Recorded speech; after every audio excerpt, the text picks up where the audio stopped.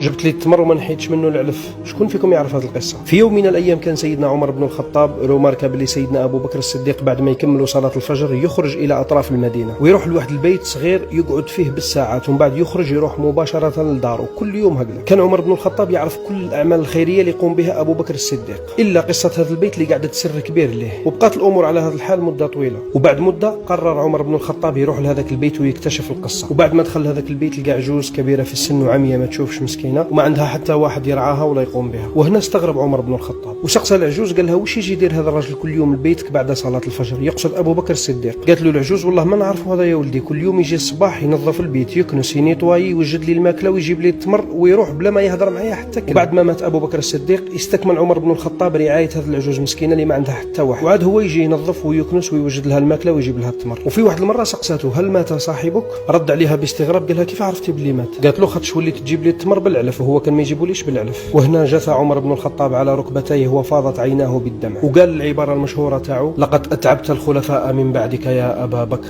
رضي الله عنهم أجمعين وأرضاهم وألحقنا بهم وحشرنا معهم بإذن الله الرحمن الرحيم. سلام.